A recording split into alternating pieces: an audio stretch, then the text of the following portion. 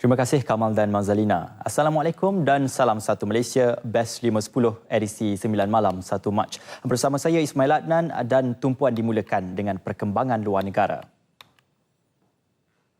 Peperangan yang berterusan di selatan Syria antara pasukan tentera kerajaan dengan pemberontak bersenjata menyaksikan tentera Syria mendakwa telah berjaya menawan semula banyak kawasan perkampungan di selatan negara itu.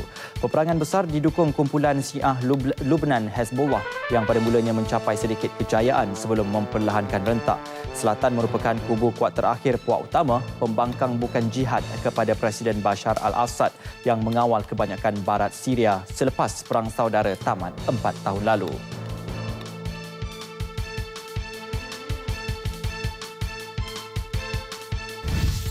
Di Yemen pula beribu-ribu penunjuk perasaan mengutuk pemerintahan Houthi dan menyatakan sokongan kepada Presiden Abdul Rabu Mansur Hadi.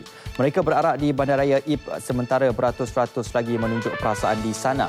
Anggota militan Houthi mengambil alih kawalan di sana September tahun lalu sekaligus memaksa Presiden Abdul Rabu Mansur Hadi melarikan diri ke Aden, bandar pelabuhan yang terletak di selatan.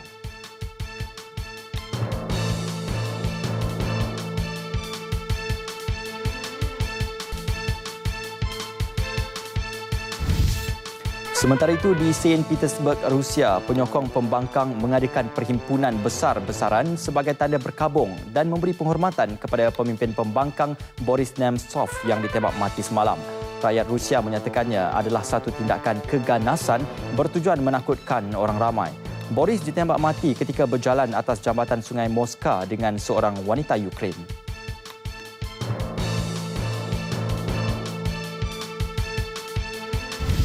Pengguna yang menghadapi masalah dengan peniaga berkaitan cukai barang dan perkhidmatan GST yang bakal dilaksanakan bermula bulan depan boleh menyalurkan aduan masing-masing menerusi sistem aplikasi telefon pintar EZ Complain. Menteri Perdagangan Dalam Negeri, Koperasi dan Kepenggunaan Datuk Seri Hassan Malik berkata, aplikasi itu membolehkan pengguna menyalurkan aduan mereka dalam bentuk gambar sebagai bukti terus ke sistem e-aduan.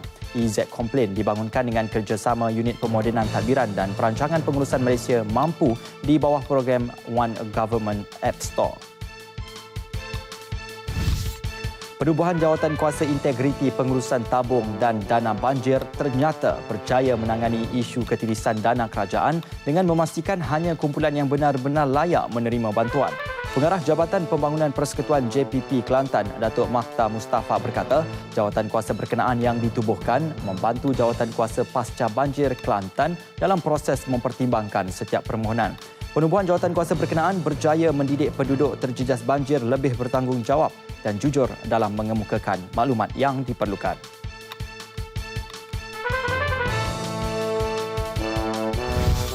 College Universiti Insaniah KUIN bakal menerajui kajian dan penyelidikan mengenai institusi pondok di Nusantara menerusi penubuhan Pusat Kajian Pondok PKP yang mula beroperasi hari ini. Rektor KUIN Profesor Datuk Muhammad Yusof Kasim berkata, pihaknya akan melantik bekas Timbalan Menteri Datuk Dr. Masyidah Ibrahim sebagai pengarah PKP yang pertama berikutan latar belakangnya dalam pendidikan termasuk dalam pengajian pondok. PKP berperanan menjalankan kajian yang lebih giat dan meluas terhadap institusi pondok serta sistem pengajiannya di Malaysia dan luar negara bagi menambahkan lagi khazanah ilmu mengenainya. Sekian Best 510, ikuti Dunia Jam 10 untuk perkembangan seantero dunia. Dengan itu, Assalamualaikum dan salam satu Malaysia.